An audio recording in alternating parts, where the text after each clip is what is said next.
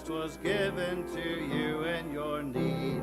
Love as the Master loved you. Be to the helpless a helper indeed. Unto your mission be true. Make me a blessing. Make me a blessing out of my life. May Jesus shine. Make me a blessing, O Savior, I pray. Make me a blessing to someone today. What are some ways we can be a blessing in this world? What are some ways that we can be a blessing to somebody else? We can pray for them. When they're going through difficulties and you're praying for them, giving them some extra help, that's a real blessing, isn't it? What else can we do to be a blessing? Listen. We can listen to people. Sometimes people just need to vent. And be a good listener. You can be a blessing. Let them pour out their complaints. The Bible says that Jesus took our griefs and carried our sorrows, and we need to sometimes listen to other people and help them to carry their load.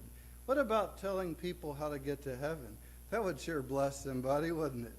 Getting them out of the fires of hell and putting them into where the streets are gold. That would really be a blessing to help somebody make that change. What about giving to somebody in need? Even if it's just a little thing, a little food when someone's going through a sorrowful time helps to lift their load and encourage them. Just to know that somebody cares is a real blessing. So that's a few ways that we can be a blessing. If we will pray and ask the Lord to help us to be a blessing, He will guide us. Every day when we go to work, we ought to pray that the Lord would make us a blessing that day. I prayed that, and I've seen the Lord honor that prayer request and be able to speak a word at the right time when somebody really needed to hear that. And so the Lord really does answer prayer. Let's go ahead and have Brother Matthew come and lead us in a few more songs.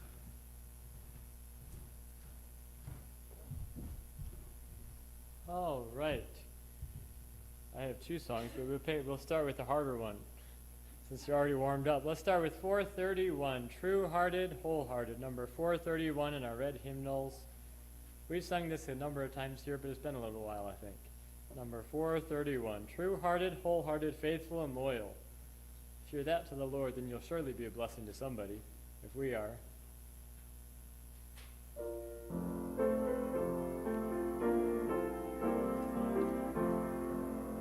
True-hearted, wholehearted, faithful, and loyal, King of our lives, by thy grace we will be. Under the standard exalted and royal, strong in thy strength we will battle for thee. Peal at the watchword, silence it never, song of our spirits rejoicing and free. Peal at the watchword, loyal forever, King of our lives, by thy grace we will be. True-hearted, wholehearted, fullest allegiance, yielding henceforth to our glorious King. Valiant endeavor and loving obedience, freely and joyfully would we bring. Peal at the watchword, silence it never, King of our spirits rejoicing and free.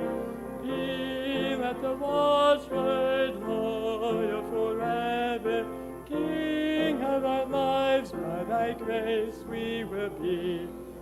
True-hearted, wholehearted Savior, our glorious, thy great pardon reign there alone. over our wills and affections victorious, freely surrendered and wholly thine own. Peal at the watchword, silence its never song, have our spirits rejoicing and free. Peal at the watchword, loyal forever, King of our lives, by thy grace we will be. Pastor Tim was talking on Sunday from, I don't remember what, I think it was First Colossians 3. But he says here, what was it, verse 2 of this song, I think it was, but he talks about verse 3, over our wills and affections victorious, setting that clock back, changing those affections back to the Lord. He says, reign over our affections. Let's sing number 277. Yes, I know. 277. Peal out the watchword, silence it never. When do you think we should silence the gospel? Never. Let's sing 277. Yes, I know.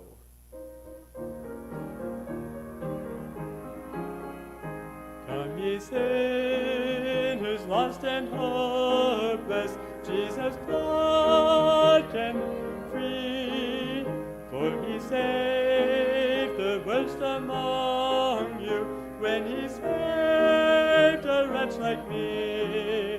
And I know, yes I know, Jesus' blood can make the vilest sinner clean. And I know, yes I know, Jesus' blood can make the vilest sinner clean. To the faint he giveth power, to the mountains make a way. Findeth water in the desert, turns the night to golden day. And I know, yes I know, Jesus' blood can make the vilest sinner clean. And I know, vilest sinner clean. In temptation he is near thee, holds the bars of hell at bay, guides you to the path of safety, gives you grace for every day. And I know, yes I know, Jesus' blood can make the vilest sinner clean. And I know, yes I know, Jesus' blood can make the vilest sinner clean. He will keep thee while the ages roll throughout eternity. Though earth hinders and hell rages, all must work for good for thee. And I know, yes I know, Jesus' blood can make the vilest sinner clean. And I know, yes I know, Jesus' blood can make the vilest sinner clean. Doesn't matter how much else you know, but if you don't know this, you don't know much of anything. This is what you need to know. You may be seated while Pastor Tim.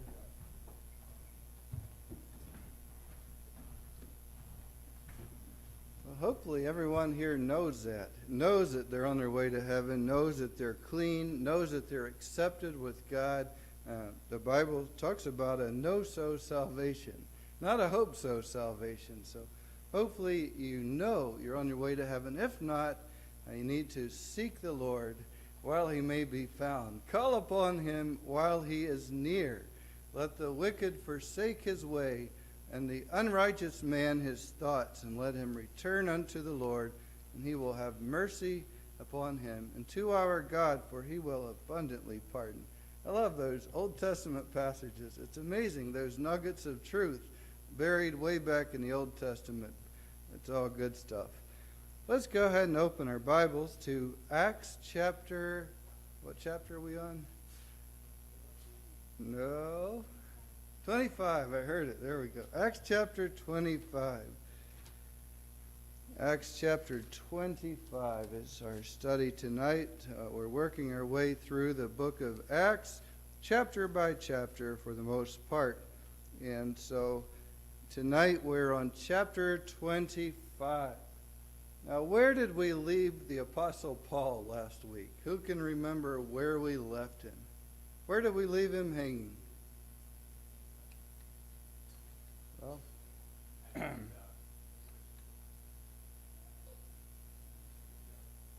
we left him hanging out in jail.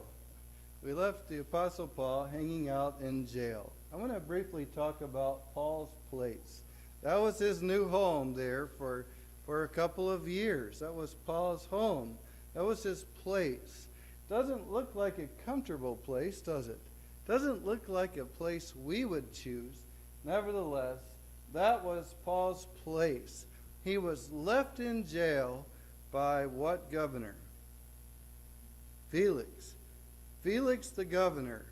He heard Paul preach. Paul preached so hard that Felix was trembling under conviction, but he didn't yield. He didn't accept Christ. He didn't believe the Apostle Paul. He almost did. He was trembling, holding back the conviction. But when Felix left his office of the governor, he left the Apostle Paul in jail. Now, I want to talk about Paul's place here for a moment. The first thing I would like to consider is that it was providentially his place. It was providentially his place. Paul was putting up a good defense. He was standing trial. He was giving his defense the best shot he possibly could. But it just seems like he was having a string of bad luck. It seems like his defense just wasn't working, and he wasn't getting out of jail. He wanted to get out of jail. He wanted to get back to the mission field. He was trying his best to make things happen. Nevertheless, he remained in jail. That place that he was at, it was God's will for him to be in that place. It was God's will. That was the very place that God wanted him to be. The reason that his defense wasn't working, the reason he kept losing his court cases, the reason he wasn't getting set free was because God didn't want him to be set free. God wanted him to be in that place for a reason. That's the perfect will of God. That was the place that God picked for Paul to be. And we don't always understand providence. We don't always know why God does what he does.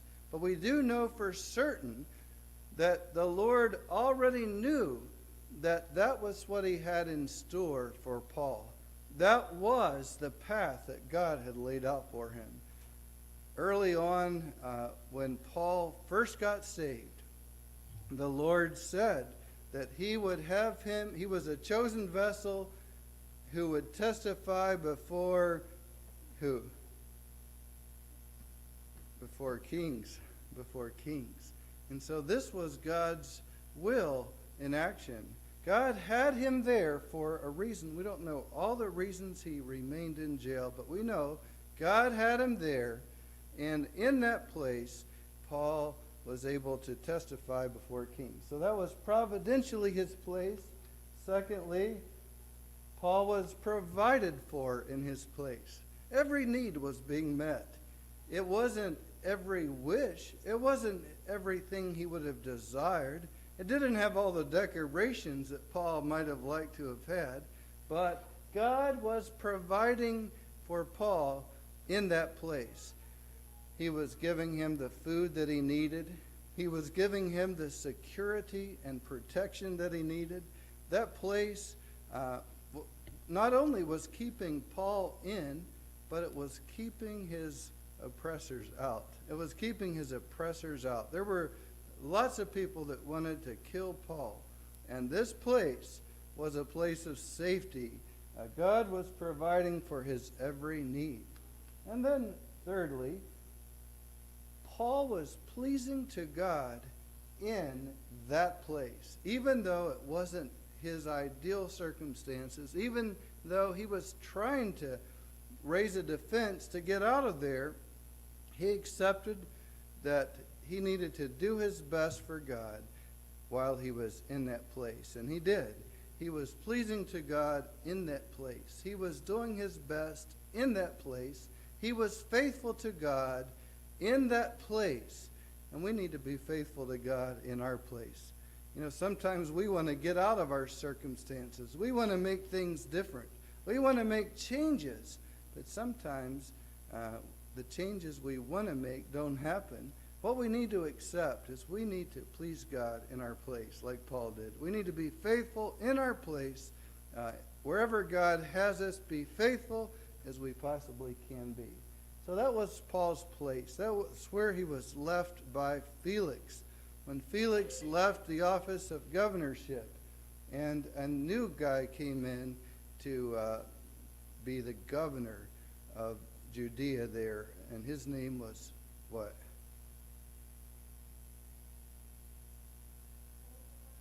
Who was the new governor that took Felix's place? It's right there. Festus. Felix left and Festus came.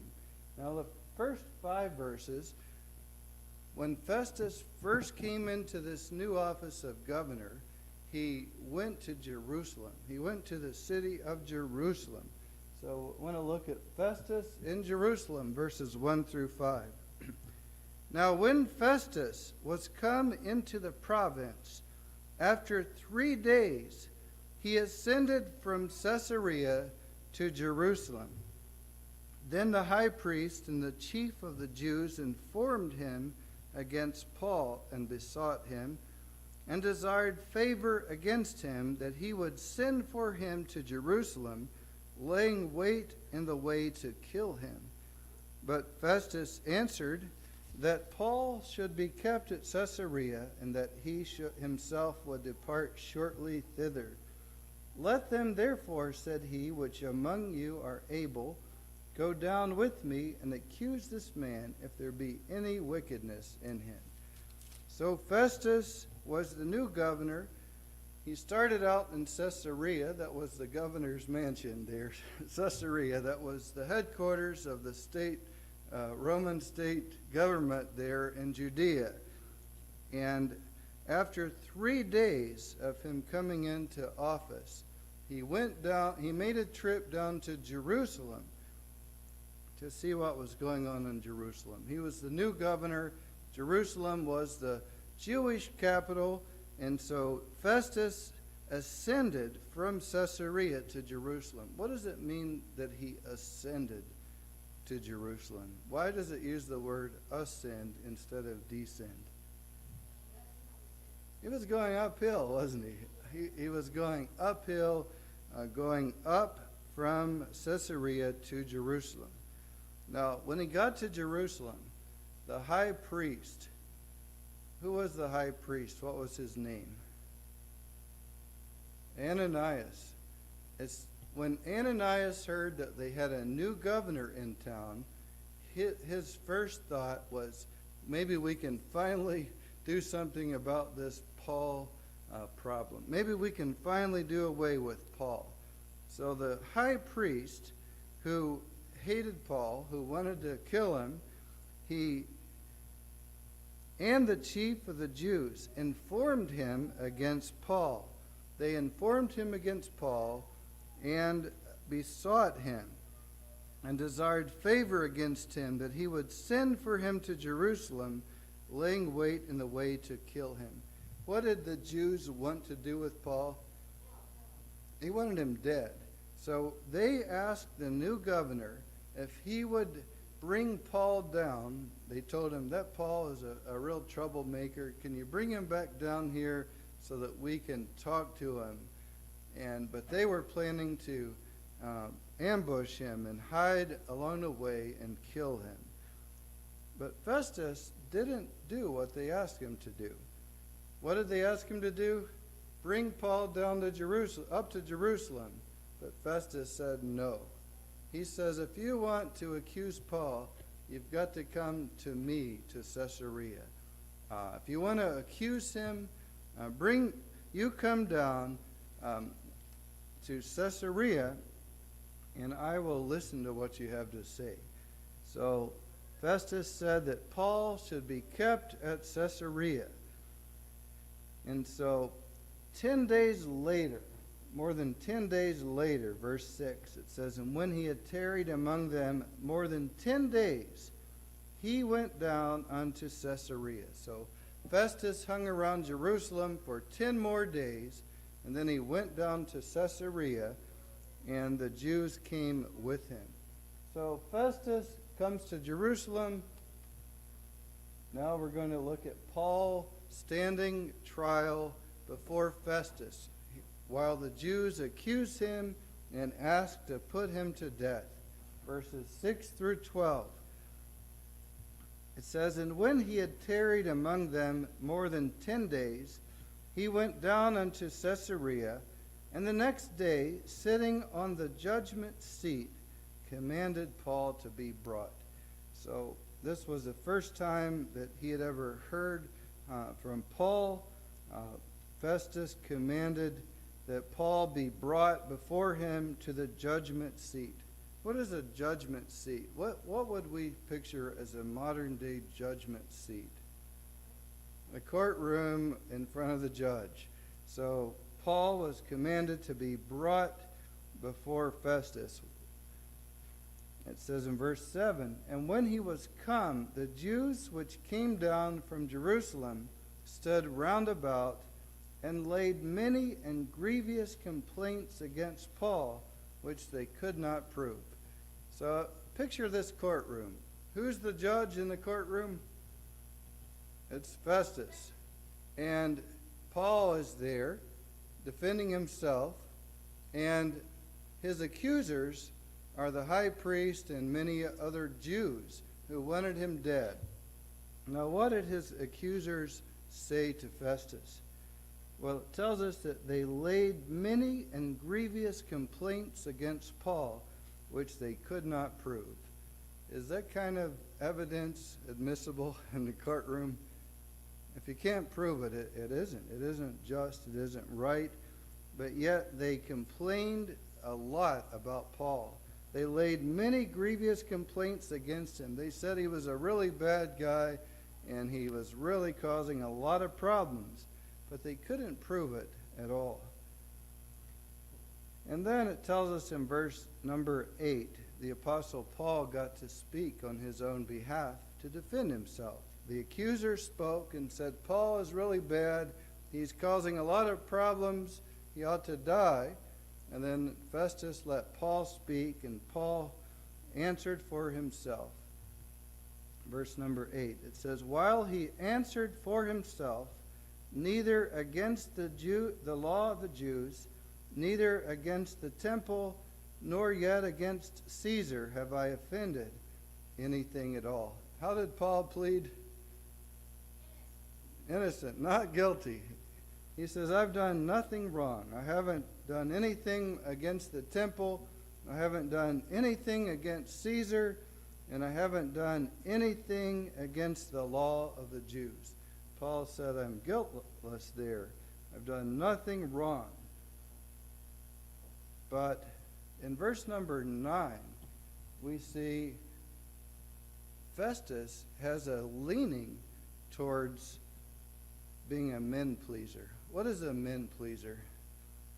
Someone who perverts judgment and does something that isn't right just to get favor with people. Notice Festus is bent towards injustice. Verse 9. "But Festus, willing to do the Jews a pleasure, answered Paul and said, Wilt thou go up to Jerusalem and there be judged of these things before me? Why did he say that? Did he say that for the sake of justice? No, he said it for the sake of the Jews. He wanted to win favor with the Jews. And Festus said that because he knew it would please his accusers. And he wanted to have a good relationship with his accusers. So knowing that this was unnecessary, knowing that Paul had really done nothing wrong, he kind of pushed Paul into a corner and asked Paul if he would be willing to come to Jerusalem and stand before his accusers. Now, Paul knew why that wouldn't be a good idea. What would have happened if Paul would have said, yes, I'll go down to Jerusalem, I'll go up to Jerusalem? What would have happened? They would have laid wait for him and killed him along the way. So Paul was forced into a corner.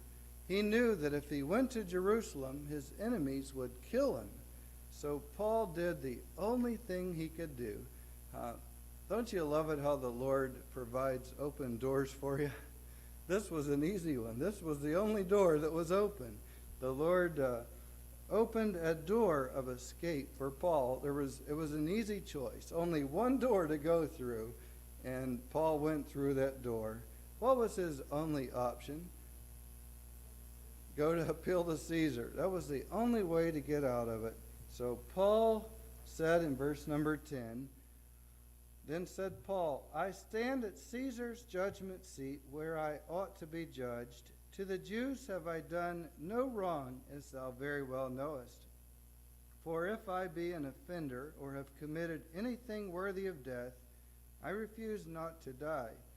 But if there be none of these things whereof these accuse me, no man may deliver me unto them. I appeal unto Caesar. Now, Paul knew something about Roman law. He was a Roman citizen, and he was using that to his benefit. Nothing wrong with that. Nothing wrong with using the opportunities. Who made Paul a Roman citizen? God did. God allowed him to be born where he was born.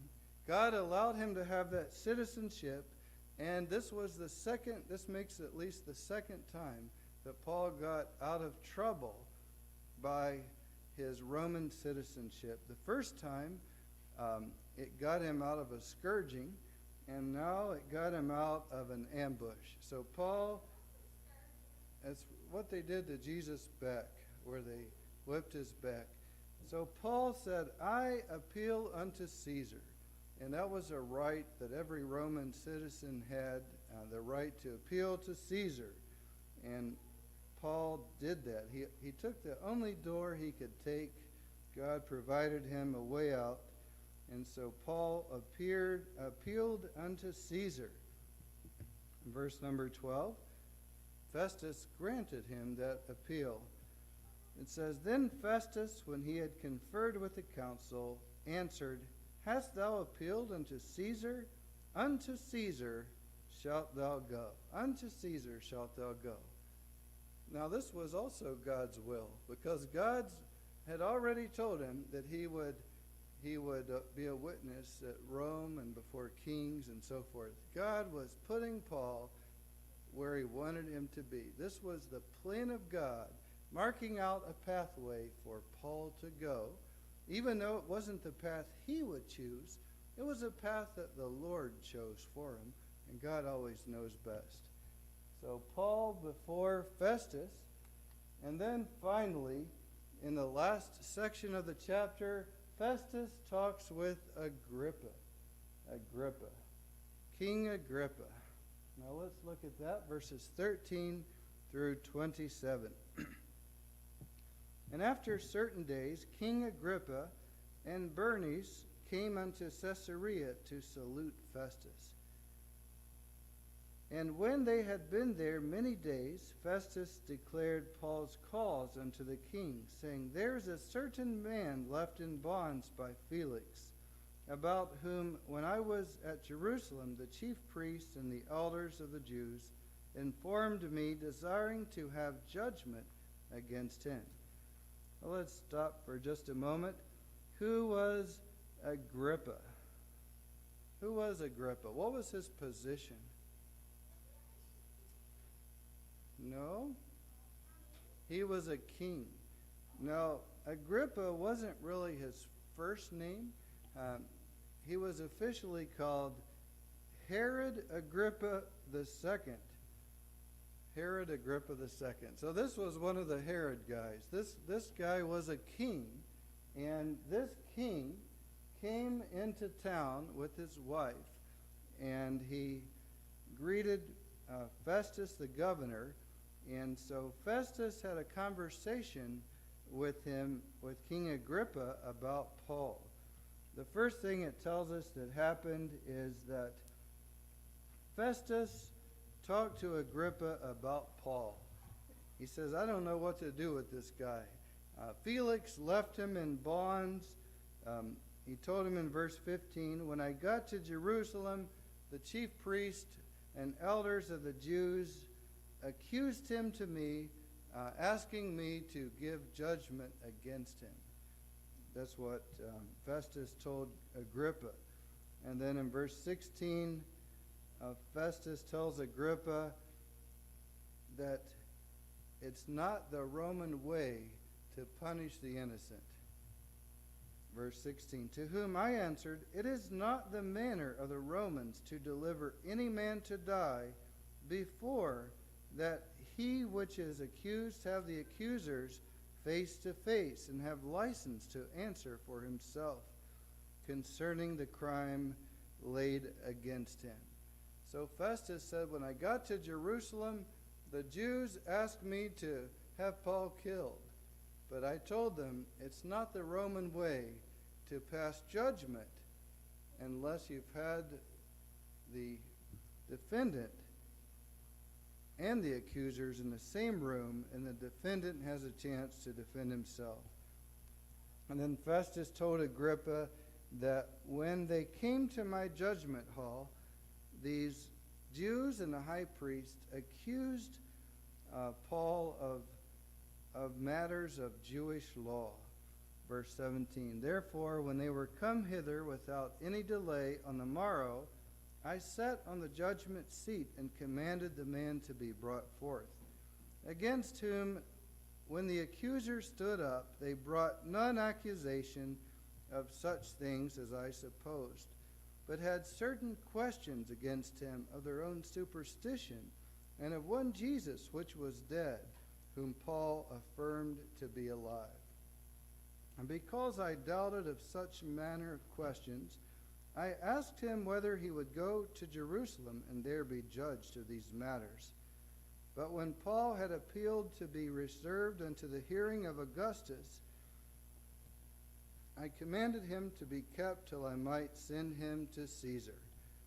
So Festus is talking to Agrippa, telling him that when Paul stood before me and his accusers brought their accusation, there wasn't any wrongdoing that I could pick out. Paul, I couldn't tell that he had done anything wrong other than there were some questions about their own superstitions. Their accusations were centered around Paul's religion. And Festus said, I couldn't bring any judgment against him for that. Festus acknowledged there that Paul had done nothing wrong, and he really didn't know what to charge him of. And so we have Festus talking to Agrippa, telling Agrippa, I don't know what to do with this guy. He wants to go to Caesar, but I don't even know how to write up the charges against him. He's asked to go to Caesar, but I don't even know what to say to Caesar that he's been charged of. He didn't even know how to charge him of any crime. And so Agrippa spoke to Festus and said, I'd like to hear the guy myself. And so there we have the Lord giving Paul another opportunity to preach the gospel to kings. Paul got to preach the gospel to Felix the governor. He got to preach the gospel to Festus the governor. And now the Lord is working out an opportunity for Paul to preach the gospel to Agrippa and his wife, as well as others in the court. So in verse 22, then Agrippa said unto Festus, I would also hear the man myself. Tomorrow, said he, thou shalt hear him. And so on the next day, Agrippa and his wife came into the room, and they brought Paul out, and And then the following chapter, Paul speaks and gets to present the gospel, begins to give his testimony to King Agrippa. Verse 23, and on the morrow, when Agrippa was come, and Bernice with great pomp. What does it mean with great pomp? No, it was a big fancy show. When it says that they came in with great pomp, everybody probably had to stand up. They probably played a trumpet, and somebody announced, "Here comes the great Agrippa." And Agrippa and his wife came in, everybody standing, giving them honor. All the chief captains and rich people of the city are there in the courtroom. And Paul, the prisoner, is brought in, and he gets to preach to all the great men of the city. And then in this courtroom, Festus speaks to Agrippa officially.